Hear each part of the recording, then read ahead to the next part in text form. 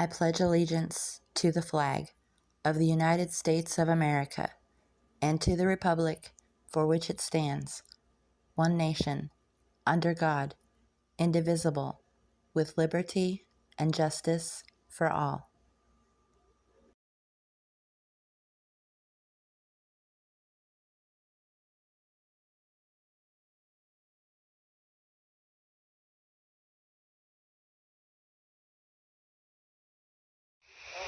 Now, the rest of the story. In the heroic history of the United States Navy, the words of Captain James Lawrence shine like a beacon. Mortally wounded, he would call out to his men, "Don't give up the ship." And ever since that command has represented America's persistent intolerance of defeat. Don't give up the ship. So what was the dramatic birth of that deathless battle cry? You're going to see. Young Jim Lawrence was eager to get on with his life. Attracted to both the law and the Navy, he ultimately chose the Navy. Took only 3 years for Jim to work his way up to first lieutenant. Then came what was sometimes referred to as the Second War of Independence. Of course, history books mostly call it the War of 1812, but by the time hostilities had erupted between the United States and England, Jim Lawrence was master commandant of several ships, and early in the conflict he was responsible for impressive naval victories off the coast of South America. Now, it's noon, June 1, 1813. The American warship Chesapeake weighed anchor and set sail for Boston. At the mouth of Boston Harbor prowled the British warship Shannon. And the Shannon's crew, weary of idle blockade duty, was eager for battle. Now, under ordinary circumstances, such eagerness might have advantaged the British. But the American vessel, the Chesapeake, had the upper hand in this. Her captain was the cunning, tenacious James Lawrence. He was 31 by now, possessed the wisdom of a seasoned warrior by now. But his enthusiasm was youthful as ever, and yes, it was for this naval encounter that he would best be remembered. As Bostonians watched from shore, the Chesapeake and the Shannon stalked each other. After a point running parallel, the two ships drew closer, anticipating that the windward Chesapeake would try to cut across the Shannon's stern. The British captain ordered his crew to hit the deck, but the American vessel continued on course. Virtually side by side now, the ships exchanged fire.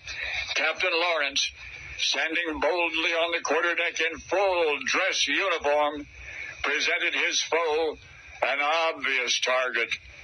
The musket shot which felled him was fired by a British lieutenant named Law.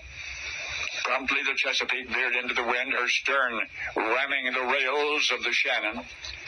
And as brave Captain Lawrence lay dying, he issued that now famous command to his men: "Don't give up the ship." Generations of stubborn American fighting men would rally by that battle cry. The phrase has become proverbial among traditionally uncompromising countrymen of Captain James Lawrence. And yet Lawrence himself, who uttered those words as he was taken below, would never know that his vessel, the Chesapeake, was destined to be refitted and to serve throughout the remainder of the war as a British warship. That's right, because only minutes after the dying captain cried, "Don't give up the ship," his men gave up the ship. Only now you know the rest of the story.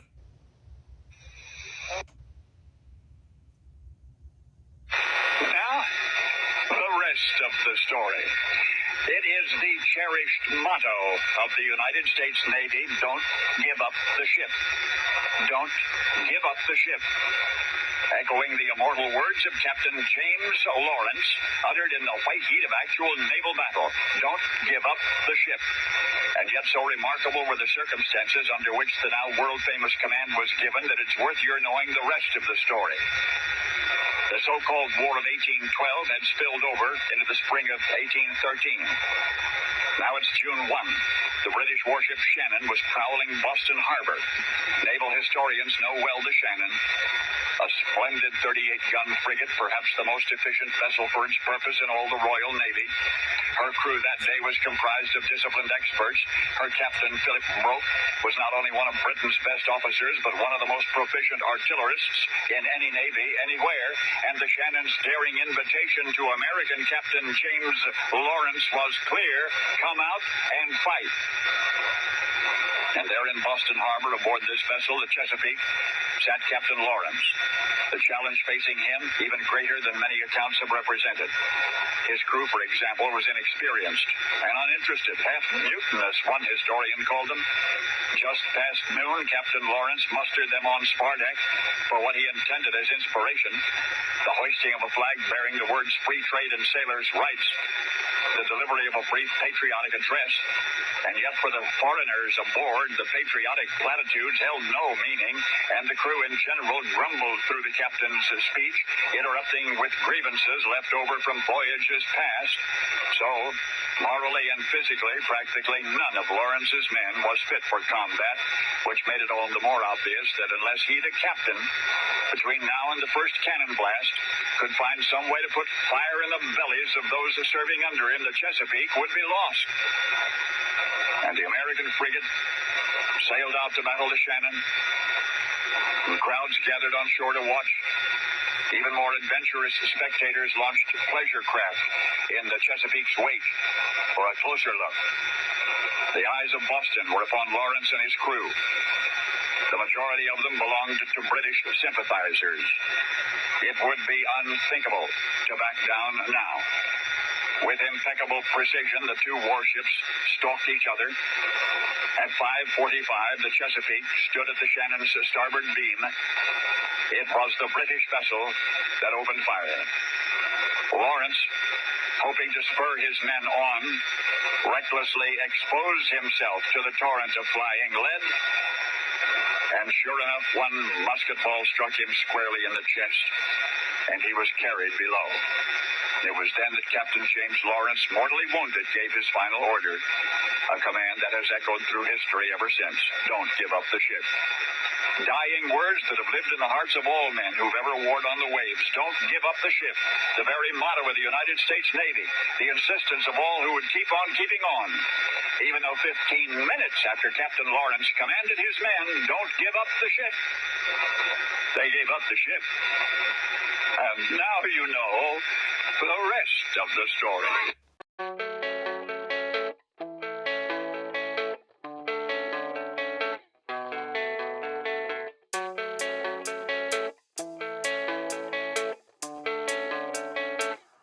Yeah, I don't believe in destiny, I just do what's best for me. Don't listen to my enemies, they're just full of jealousy. Yeah, this legacy, you gon' see what's left of me. You gon' see success in me, you ain't seen the rest of me. I just wanna be the best at what I know, better than the rest, just watch me grow. Put me to the test and watch me go. This is my quest, I'ma make it known. They call me obsessive, oh I know. Call me selective with my notes, call me aggressive with my flow, call me offensive even though Joe, I ain't gonna lie, life's tough. Try to get by, life's rough. Try to do it right, it's not enough. Even though you try, you still mess up. But I'm still gonna fight for what I love, still gonna die for what I love, still gonna try, I won't give up, still gonna fight until I've won. They say I'm way too obsessed and I've got nothing left, and I'm not quite there yet, but those words they'll regret, cause I've got something left and I'm not giving in. I will not let them win, I won't stop till the end, no.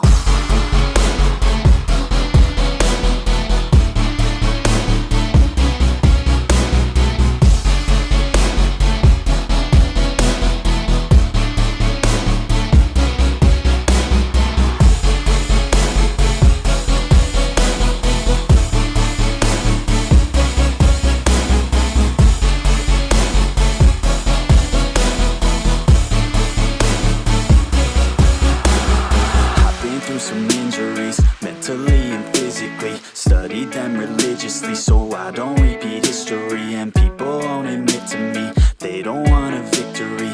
had enough to get a see. They'd rather just go leave it be. And oh, this journey I've been on since 13, working hard and learning, never stopping searching. Yeah, it's burning, all this passion hurts me. I took action working, writing down these words. No, I'm not okay, I just wanna be something. I don't wanna be nothing, living all alone. No, I'm not alright, I'm just barely getting by. But I'll tell you I'm just fine, so you leave me alone. They say I'm way too obsessed and I've got nothing left, and I'm not quite there yet, but those words they'll regret. Cause I've got something left and I'm not giving in. I will not let them win, I won't stop till the end, no.